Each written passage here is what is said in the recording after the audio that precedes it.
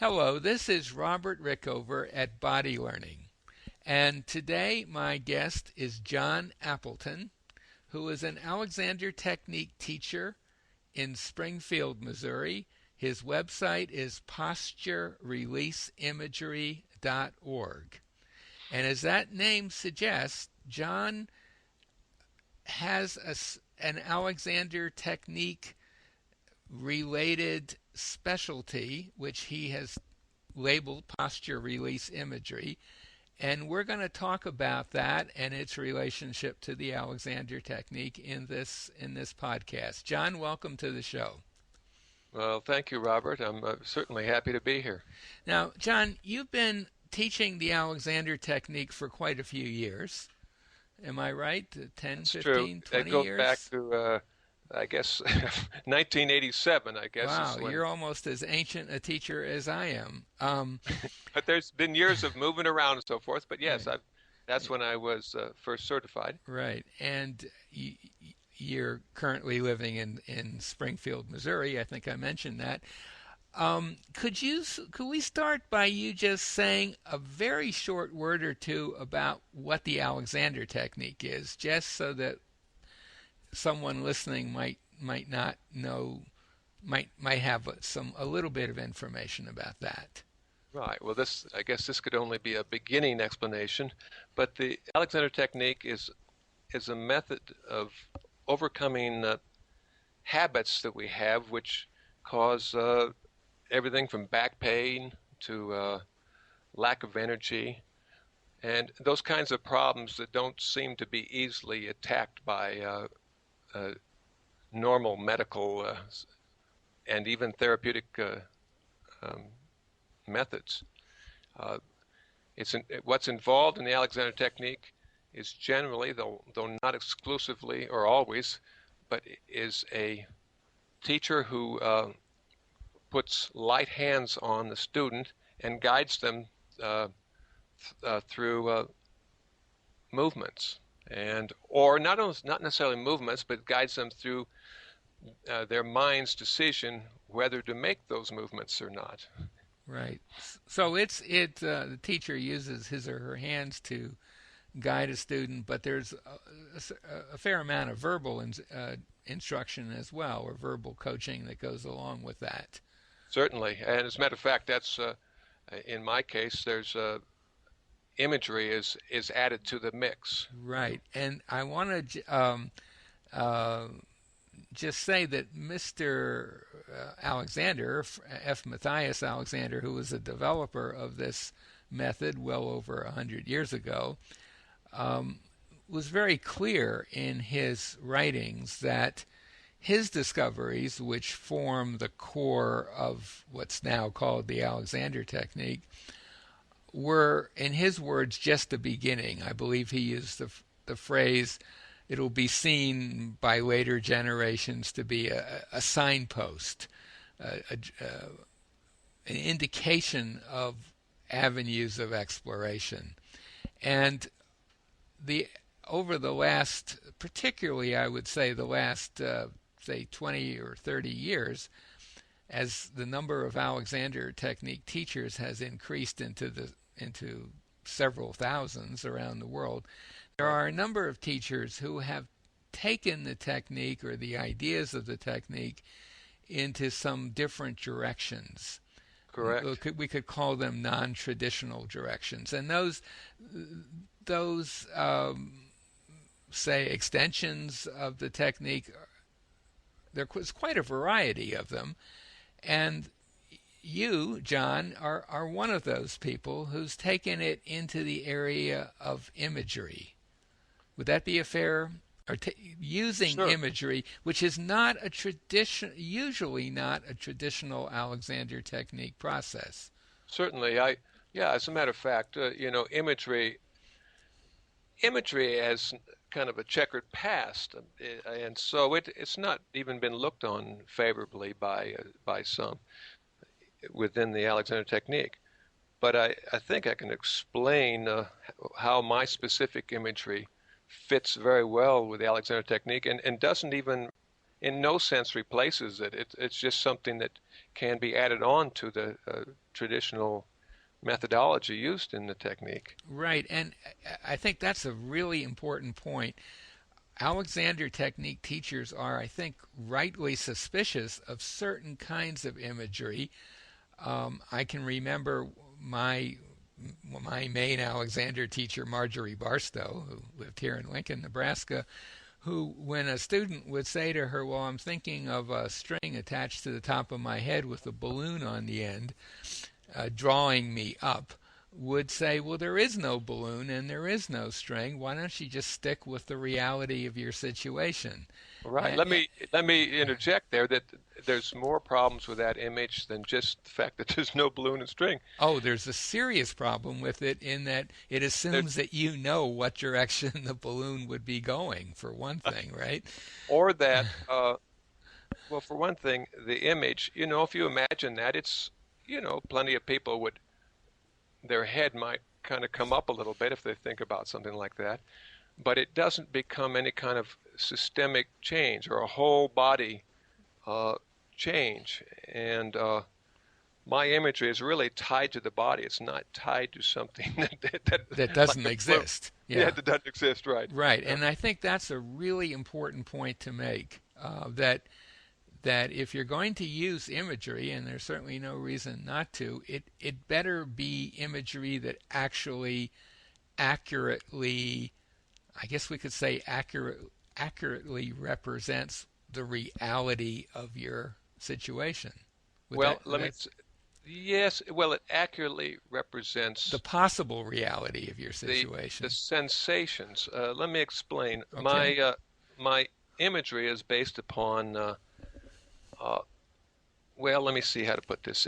It's based upon a manipulation of the body's surface sensations, not just manipulating the top of the head with a string, but my imagery involves the entire body surface, and as such, for instance, I might have some of the imagery might involve having a certain part of the body feel light and fluffy, Hmm. or another one might feel kind of condensed and hard and rubbery or something. Well, those aren't in fact realities, but you can have those sensations on your body. And really, what I'm trying to do with imagery is to affect uh, structure, which can also be called posture. If you're talking about the healthy posture, it affects structure uh, directly. If you have sensations on your body, for instance, like if you're shivering or if you're cold, those sensations on your body affect your posture. You will sit, stand, move differently than if you're very hot. And uh, and so it's exactly as simple as those two sensations. That whatever your body is feeling will determine, if you don't interrupt it, will determine your body's use, your body's posture. Now, So, this is, yeah, okay, I just want to interrupt for a second. We're going to talk about a little how you came upon this and some general ideas about your approach. But I also want to say that with any luck, we're going to get to at least one and maybe even two or three specific exercises that a listener to this podcast will be able to listen to and actually use the processes that you've developed. yeah, yeah, we can do that. Um, Let me see. I interrupted your train of thought. You were you Yeah, that's true. That's true. I did Uh, that. I'm trying to think how to proceed. I guess let me proceed by describing how I first noticed that imagery was effective when teaching. Excellent.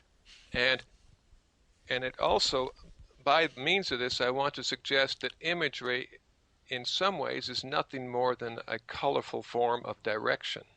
For instance, in the Alexander technique, it's common to uh, hear the concept, allow your head to or your neck to be free and for your head move forward and up in relation to the back, for instance. Now, and just to interrupt for a second again, uh, this is, for those of you who are not familiar with the Alexander technique, this is a kind of a self-talk or a self-direction that a student might be asked to use during lessons or outside of lessons. Right. It's sort of a words to live by thing when you've come away from a lesson feeling good and you want to figure out how can I um, maybe recreate this free sense that I have, Mm-hmm. and it's really well known that you cannot recreate a sensation by just willing it. Like trying to feel, for instance, what you felt then. Mm-hmm. It's That's a definite dead end. Yeah. sure it's a dead end, and so what imagery does is doesn't you're not spending time trying to feel what you felt. It actually is asking you to feel entirely new things about your body. And let me give you the example Yes. that I Yes. consider colorful direction. It was an early student, an acting student, who acting students can be great because they're always up for anything. Right. and and I and he was what I can say having difficulty uh, under my direction. I was a new teacher, and maybe my hands were not as giving as clear direction as they do now. But at any rate, at one point I said, following actually something I'd heard from a teacher years earlier, I said, "Well, just think of yourself as a leopard or a jaguar out sitting and looking over the savannah, uh, over the field." And immediately, this fellow, just what can I say, he popped up. It means that all kinds of things he was holding on to just seemed to release, and his head and neck came free, and he was visibly and happy as a result of that simple image, which is similar to uh, neck free, head forward and up, back to lengthen and widen, but it was given in a more colorful manner. Imagine yourself a leopard or a jaguar just sitting and looking over the savannah. Mm-hmm. If you've ever seen a picture of that, they have an alertness about them. They're not slumped as they do it. They're they They're have a kind of openness about them when they're they do it. poised and ready to move if need be. Right, Yeah. right, Now it's interesting that that image. I many years ago I had an Alexander lesson with a man named Frank Ottewell, who's quite well known right, in the right. Alexander world, and he during that lesson said, as I was walking across the floor, clumping away pretty heavily on the floor at that point in my life, he said, "Could you imagine that you're a cat walking across the floor?" And that immediately changed things. Now, Yes, I yes, I've thought about that over the years, and it is kind of interesting how just that was certainly an image in line with what you're talking about, right? absolutely, yeah, Yeah, and right. it was very And it effective. and somehow it matched, in a sense, I would argue it sort of matched maybe the opposite of some of the habit structure you had at the time, and so it just allowed you to free up to some extent. Right. So again, in terms of in the Alexander world, there's a big issue around feelings, that is physical sensations, and it's not really useful just because you feel lighter, say as a result of an Alexander lesson, to try to hang on to that lightness. Right, right. That doesn't work. But what you're suggesting here is really quite a different thing. In this example you gave, you asked the student to imagine they were, what was the animal again? Oh, I Uh, think I Not couldn't that it remember over the matters. years, but I think a jaguar would be a good thing. Some exotic African Sure. animal that and just to imagine that, out of that came an actual change in their posture and movement patterns, but you weren't asking them to then uh, hang on to the new feeling. You were just asking them to continue lightly with the Yeah. image. Would that I was be a ask, fair? I Is was that a fair asking statement?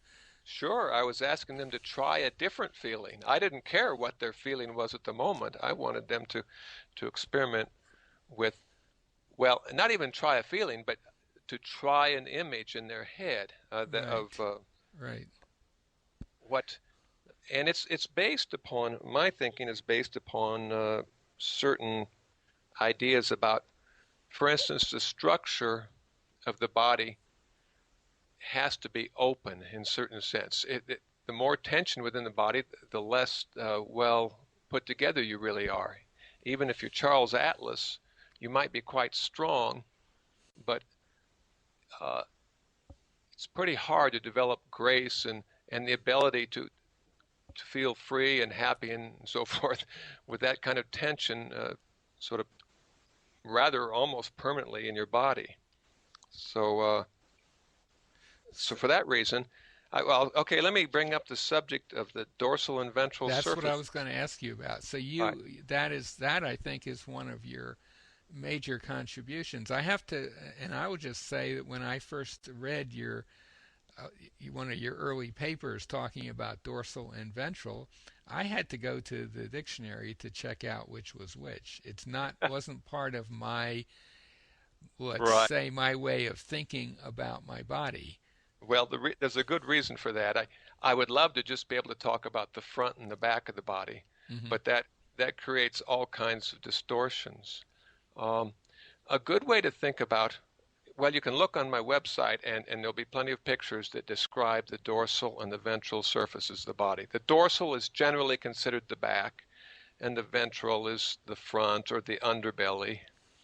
But it's far more complex than that because I am suggesting that the entire body surface is either dorsal or ventral, or that it lies upon along a seam between the two, for instance. But a way to think about that without having these pictures in front of you, I think, would be to imagine an alligator. I think most people, if you imagine an alligator out sunning itself um, on a beach, okay, it is spread out. It has a nose that is nice and long down there and a tail that's substantial but also long at the other end. And its legs are kind of splayed out. What you're looking at is the dorsal surface primarily of that animal. That's and if you were to take that animal, well, let's suppose it was a stun gun was used and flipped it upside down, then you'd be looking at the ventral surface. Hmm. Now, an alligator is shaped quite a bit different than we are, but if you we've all seen enough cartoons and comics to imagine where we've seen pictures of alligators that are kind of human-like. You know, they're standing on 2 feet and so forth. Right, right. So you can begin to imagine how on ourselves the dorsal surfaces are just not the top and the ventral the bottom, but they're kind of wrapped around. For instance, our if we cross our arms in front of us, the our dorsal surface is in our back, but it's also the back of our hands or the back of our arms, which is actually facing the opposite way. Right. So it's not, it is a little too simplistic to identify one with the back of our bodies and one with the Yes, front. yes, Right. certainly. And so if you don't, if you learn about the difference in the dorsal ventral, then my imagery works a whole lot better. If you don't, then there's going to be flaws in the imagery that will prevent it from working so well. Okay. And John has, I'm just going to briefly digress and say that John has created a series of articles extremely well illustrated. They've all been pulled together at a couple of different web locations, and we will provide the web links to those. There are a lot of downloadable articles where you can see exactly what your dorsal and where your dorsal and ventral surfaces are, and where those all important seams are between the two of them. Um, so here's what I'm wondering, John: would it be possible for you to uh, take this right into a practical exercise that someone listening to this could explore at a very basic level?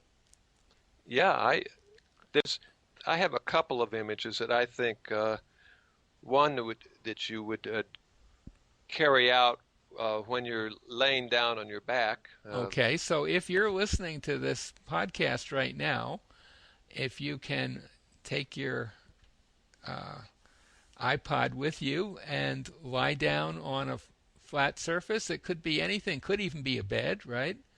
Sure, Yeah. that's certainly fine, passable. Sure. And maybe put a little support under your head. And Uh-huh. if you have some pillows or something you can put under your knees, that would be nice to just raise them a little. But if you can't, I think this hopefully this exercise would still work. Yeah, sure. It's as a matter of fact, the exercise, its purpose is to the way I got started with it was to assist my work as an Alexander teacher, where I was trying to guide with my hands greater lengthening and widening in the body. Hmm. So it'll work laying on your back with Okay. something under your head, just so your head's not pitched back too far. And I like the idea of something under your knees, so it takes the strain off the lower back for many people. Right. Right. Hmm. Um, but okay, so maybe you're sitting and lying down in this position now and listening to me. As you're lying there, I want you to imagine that, well, maybe you're crammed up against a wall or something, but I want you to imagine that there's a good deal of space behind you and, well, let's see, above your head, or behind your head rather, and beyond your feet. This is a long table or you're on the floor or something. And what you are laying there is this alligator we were talking about. Only you're an alligator that's laying on its back. And since I mean some of this will sound pretty corny, but please go with it. They all help a little bit. I want you to imagine, since you're an alligator, you're rather fearless in this position. It would take very little for you to flip around and cause damage to anything that might be wishing to do you damage. So I want you to feel comfortable as an alligator on its back, as unusual as that is. Now, this alligator has a nose, which we'll call a snout, right? And this snout, if you're laying on your back, the snout is coming straight up.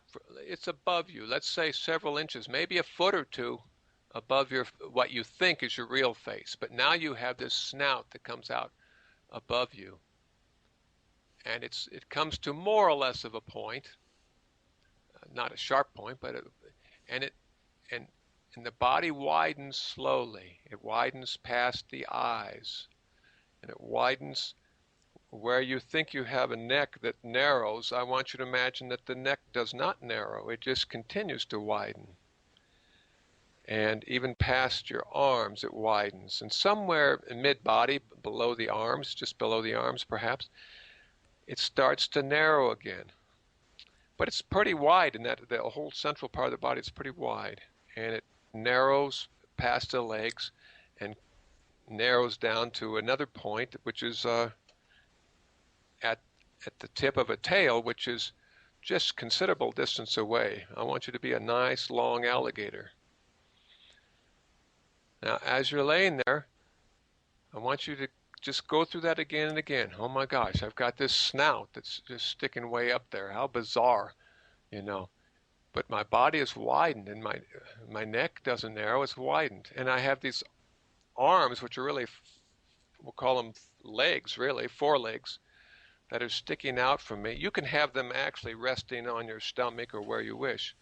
But I want you to imagine that they have widened some, just like an alligator's are. They're substantial. And when you get down to your legs, they're substantial as well.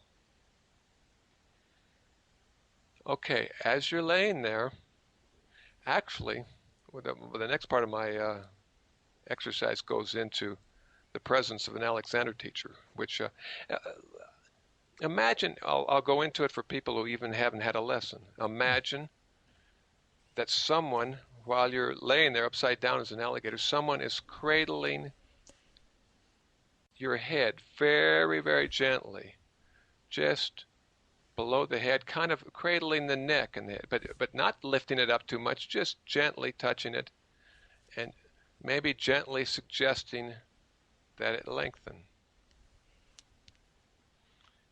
And I'm going to have you imagine that there's another person. These are all friends of yours, people you feel very comfortable with. So, and there's someone at the other end who is cradling clear up by your legs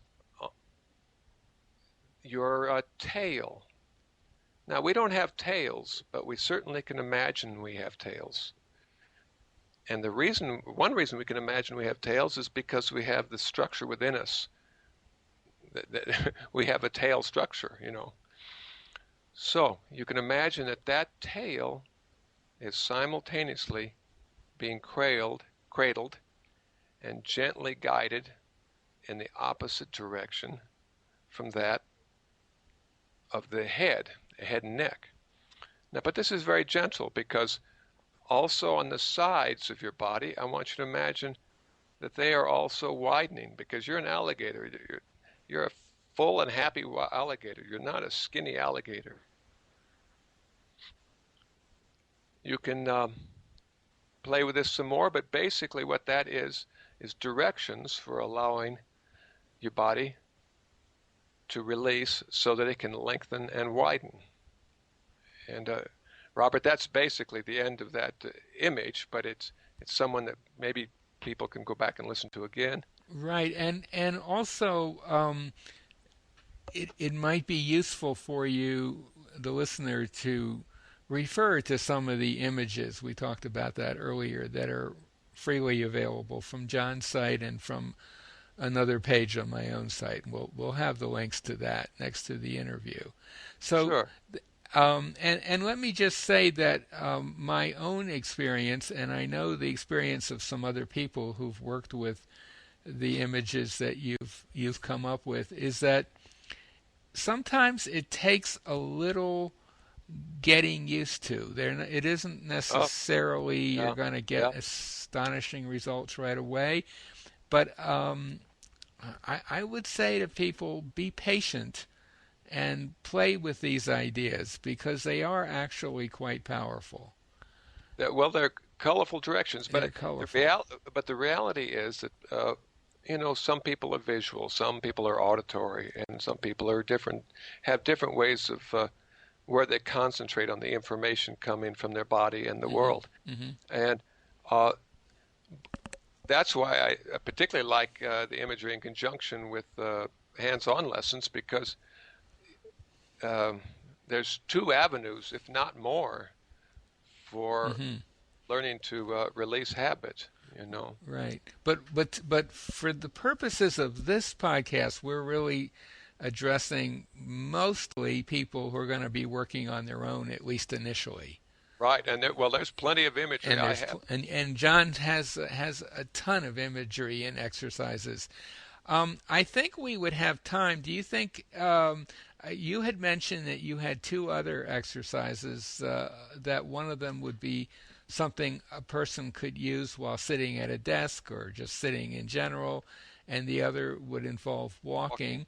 Do you think that we could get both of those in say 10 or 15 minutes? Let's give it a try. All I right. tell you, Yeah. let me try the walking one first because Okay. it might be a little bit easier to do. It's a lot easier to do without having any visual picture in front of you. Okay, so this is going to be something that you, the listener, might want to use while you're walking. Right. Probably you're going to need to listen to it first and then experiment with it, and you can always Yeah, re-listen but you to might. it. The thing that's nice about it is I think you'll get the directions pretty quickly. If you have an iPod that you can listen to while you're walking, this might be ideal. So take it away, John. Okay. This imagery, I want a little bit of a start. It's based upon the fact that we all have patterns of use, and misuse. Well, you're of going our to need to body. define those terms for us. Okay. We all have. Let me just say, postures and muscle the shape of our bodies, I don't mean in terms of where the fat is or where you're lean. I mean in terms of the muscle tone. There's places in our body where we're kind of tense. There's other places where sometimes we can be kind of flaccid and floppy. Hmm. And people have different patterns. And I've discovered, and the drawings sort of make it quite obvious, that those patterns tend to be in a waveform. And so, for instance, arms and legs tend to have different muscle tonus patterns. That means that if you have the kind of nature of your arms is different than your legs, but somebody else can have almost the opposite. Here we go. This is too hard to explain. It's easier to just to give the image. Take it away. Okay. Uh, you can start this one just sitting or walking, or just standing is fine too. But as you're, let's say, standing or walking there, imagine that something odd is happening. That out of some sort of Star Trekian technology, you discover that your arms and your legs are changing places. So as you're walking along, it becomes kind of odd because those really aren't your legs down there. Those are your arms and hands. Your hands are on the feet. On the Your floor, hands are yeah. on the floor. Sorry. Uh-huh. And as you're walking along, just see if you can imagine. My gosh, those are my hands. That isn't my toe there. That's my thumb. And the heel of my foot is really not the heel of my foot. It's the heel of my hand. And where I thought my knees were, I now have elbows, and they're kind of bent funny. That's bent differently, but don't worry about that. But the knees now become elbows, and clear up where you thought you had your regular hips. All of a sudden, you have the sense those are my shoulders. And so there you're walking along. You got hands on the floor, elbows where your knees used to be, and shoulders where your hips used to be. And that's odd enough, but out of the blue, up where your arms are, you discover that those hands of yours really aren't hands, they are feet. So the heel of your hand, or like the palm of your hand, is really the bottom of your foot, of your new hands. Your new hands are really feet. And by the same token, what you thought were elbows are now knees. And what you thought were shoulders are now hips. So just that right there is a ton of, the directions are easy enough to think about. The imaging can be difficult, but just start over. I think it's best to start from the outside in. It's best to start to imagine you're walking on feet. And since you're walking on feet, no, I'm sorry. You're walking on hands. See, I get confused myself. You are walking on hands. And since you're walking on hands, those aren't ankles above the hands. Those are wrists. And above those wrists are elbows, not knees, and so forth. Hmm. Now I could elaborate on this and go into the face and come up with some interesting stuff, but you tell me as if I think that might be for another interview. Let me just say something, because I've had a little experience playing around with your imagery, and it definitely works. It's definitely a very powerful method of changing patterns. One of the things that I found was that at the beginning that it's not that easy to keep too many different ideas going at once. So, as you said, maybe just start with the feet and legs being your hands, that's true. and don't worry about what your actual feet and Right, actual hands and arms are doing, and then maybe go to the arms and imagine they're your legs as you described, and then maybe you could combine the two. But right. what I noticed, just from personal experience with the imagining my feet were my hands, it suddenly made me amazingly aware of how much uh, how I was mistreating my feet when I was Yeah, walking. yeah. It can be And that it can be sort of shocking. That's it's true. incredibly shocking. And Hmm. when I imagined that my hands were my feet, my I it kind of again brought about an awareness of the contrast between how I was treating my hands and how I was treating my feet. Right, right. And so what I would suggest someone listening to this do is perhaps listen to the last part of this podcast again, play around with these ideas singly or in combination, and take a look at the written material that John has assembled. He has put out a huge amount of information on this topic. It's all available for free. And here's the suggestion I'd like to make if you're up for this, John. If someone listening to this podcast has a specific question or observation they would like you to address, we might want to pull some of those together and do a second podcast. Oh, that would be fine. You Could bet. we? Would that be okay? Sure, that would be fine. And not just based on what you've just said, but perhaps based on um, reading some of the material that you've produced as well. sure, and it some people are just interested in more images. There are some image junkies out there that have a lot of fun with it because they like, after a while it's sort of fun breaking habit just Hmm. in the and but others want to know, why is this working? How does this work? And Right. I'd like to say that I think I have some fairly good arguments for that as well, because I think there's plenty of people who like to be logical about Hmm. this process, and I do have a discussion of the principles involved. That Right. And so and I'd like to those are all included in the material you've written. right. And if anyone has any questions about that aspect of it as well, we can address it in another interview. Sure, sure. So, and I have to say that, as you say, some people are kind of image junkies. I tend to be someone who, if they find a useful image, I tend to stay with it a bit. Uh-huh. I tend not to jump around, but other people love to jump around, as you said, and your collection of image ideas allows for whatever a person wants to experiment with. That's true. I And do. yeah, go ahead. Well, I was saying that, yeah, imagery does have some, I guess you could say it has some dangers to it, in as much as I do think in the long run, you want to understand some of the principles, or come to understand the principles behind them, so that, uh, because plenty of people, as they're using an image, they kind of change it a little bit.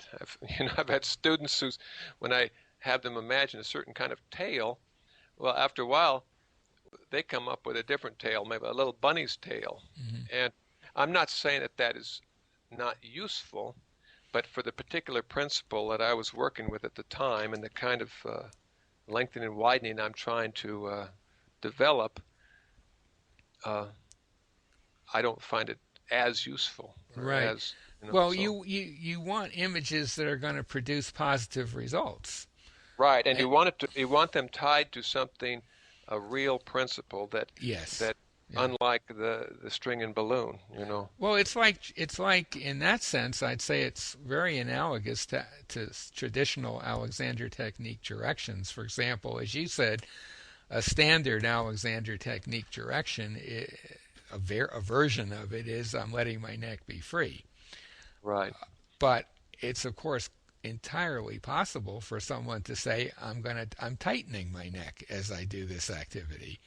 I mean, that's in the realm of possibility. It just happens to be a direction that's going to take you in not such great direction. Exactly. So I So mean, it's all not image a good direction. And same thing with images. all You imagery is not equal by any means. No. exactly. It's Uh-huh. not equal. And I'd like to just end by saying, um, I myself have experimented with some, not all of John's images, and they are very helpful. You want to be a little, my experience is you want to be a little patient with them and give them a chance. And the other sort of testimonial, if you like, when I first realized that this was something that people could definitely use on their own with very little, if any, help from a teacher, is I had a student when I was teaching in Toronto who had a couple of lessons. I mentioned to her your one of your first articles that I had on my site, and when I emailed her a few months later and told her I was coming back up there and I wondered if she wanted to have more lessons, she said no. She said, actually, I've gotten everything I needed from John's images. And you know, Um, I was actually kind of happy about that in the sense that I am always encouraging my students to be as independent as possible of me as a teacher, and this was kind of the ultimate example of that. So, appreciate that, Robert. Yeah. you know, now who's to say whether she accomplished the same thing that she might have with an Alexander teacher? But the point is, she had some very specific, as I recall, back and neck pain issues, and she Hmm. said they'd pretty much disappeared using your maybe my lesson or two helped too, but and Sure. using your Sure. images. And so for those of you, especially those of you listening who don't have access to a teacher, an Alexander Technique teacher, or who have very limited access, or perhaps you are taking lessons or have had lessons and you want to explore some alternative ways of working on your own, John's posture release imagery ideas are certainly worth exploring. So maybe we should end there. And as I said, if you have questions you want to ask John, if we can assemble a bunch of those and do another interview. Okay. Well, that'd be fine, Robert. So And people can also, well, that would be a good way to do it. But people can also, at the same time, just contact me they can contact John through from his wherever. website. Yeah, Yeah. from Yeah. around the world. And I'm really happy. I mean, since I love this stuff, I'm really happy to, as long as the time's there, I'm happy to He chat, yeah. Skype, whatever, with people. Right. So John's website through which you can contact him is Posture Release Imagery. That's all one word, posturereleaseimagery.org. And again, this is Robert Rickover at Body Learning saying thanks, John, and we'll probably talk again soon. Many thanks, Robert.